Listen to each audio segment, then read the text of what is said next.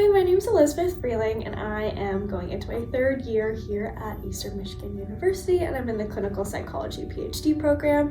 And my general clinical interests lie with working with families and children who've experienced trauma, specifically those who are involved with the child welfare system, and then also just kind of working with families broadly, supporting emotion regulation, coping strategies, and things like that.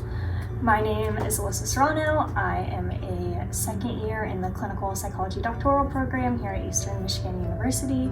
My clinical interests lie broadly in parental engagement and child emotion regulation, internalizing behaviors, specifically in children who have a chronic illness or suffering health disparities. Hi, I'm Bree. I am going into my second year in the clinical psychology doc program at Eastern Michigan, and my clinical interests include working with families, with young children, specifically working with parents, doing parent management training, and also working with kids who are experiencing internalizing symptoms, so anxiety, depression.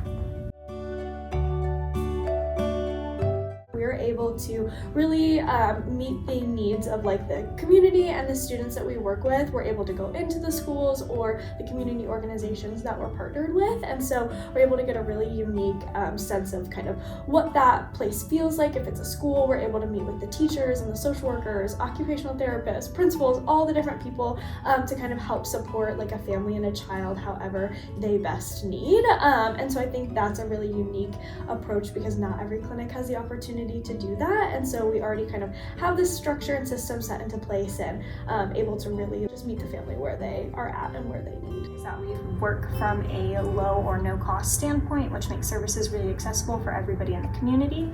We also do different types of skill-based groups such as mom power and different things like this that allow for the broad reach in the community.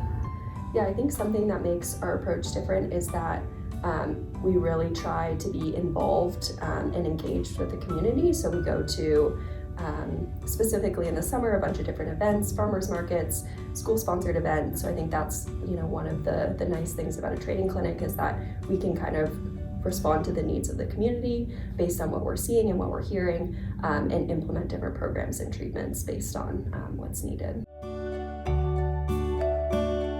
I think one of my favorite tools to use with families is the PRIDE skill. So it stands for praise, reflect, imitate, describe, and enjoy. And I think this tool really is beneficial for both children and families because they're able to spend some special one-on-one time with their child, practice these different skills, really spend some time just enjoying and playing with their child and doing what they kind of enjoy to kind of build up those positive relationships with each other. And I think it shows some really awesome kind of benefits throughout treatment. Using the 4 C's, which stands for care, consistency, choices, and consequences. And this is just a hierarchy that helps parents effectively parent while also still allowing their children to build autonomy within themselves and correctly reinforce their behaviors. If you are more interested in what these mean, there is a pamphlet on our website that kind of goes more into what each C consists. Is emotion coaching.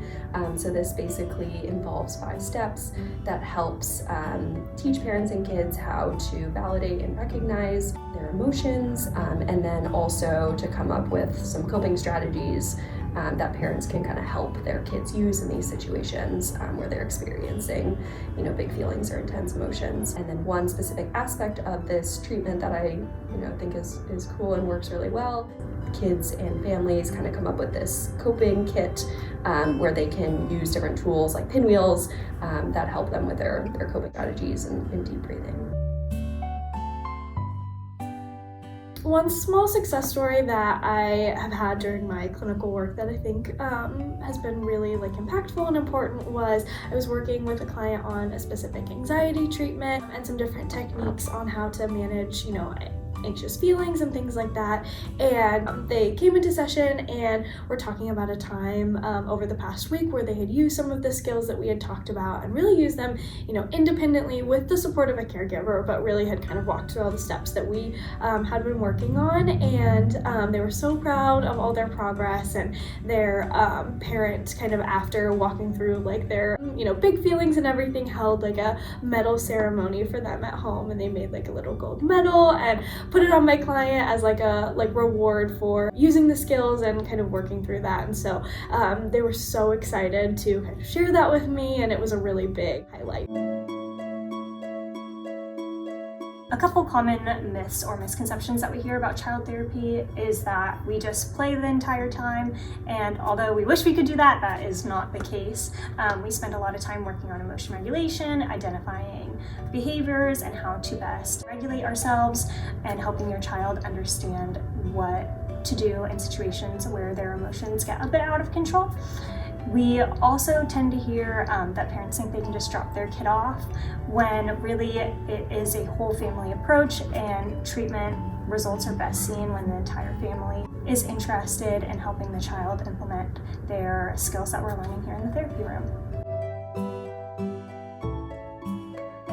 Yeah, I think first would be rewarding. We see kids grow and progress, and that's a really exciting and important aspect of the work, I think. And then I would also say creative, working with young kids. There's always opportunities to get your hands dirty and engage in whatever play they want to do. And then, yeah, finally I would just say we're always learning in this role and in these positions. I think that working with kids, like, you have to think on your feet a lot, but we're also learning from them. Come in with an open mind. Sometimes we see behaviors that present as one thing. For example, we might see a child who's really inattentive and initially kind of think that it is ADHD related. However, after therapy and getting to the root of those behaviors, we notice that it actually is stemming from anxiety, depression, trauma, something else different than what it was initially presenting as. And so coming in with a willingness to learn with us is something that we really appreciate. Yeah, I think something that we often forget as adults is that kids pick up on things that we're doing, and I think that, you know, you're the biggest role model in your child's life, so that's something that's important to remember, is how you're responding and engaging with other people and your environment. Kids notice that, and so I think when you can realize that and recognize it and think about how your actions are influencing, you know, what your kids are going to be doing and seeing, that can be a really easy first step to act as a good role model and a good example for your kid. Tip for families that could be, you know, super small and implementable, you know, on just starting now or like a daily basis, could be just labeling and validating your own and your child's emotions. I think kind of, you know, explicitly stating them and showing what they look like in you and your children or siblings or other family members too, just gives them kind of an idea or understanding of what these different feelings look like and how they show up differently in people, and so they can kind of start connecting, like, you know, body language and experiences with these different feelings. So yeah, just starting off by, you know, in any instance, kind of labeling and validating their emotions and your own.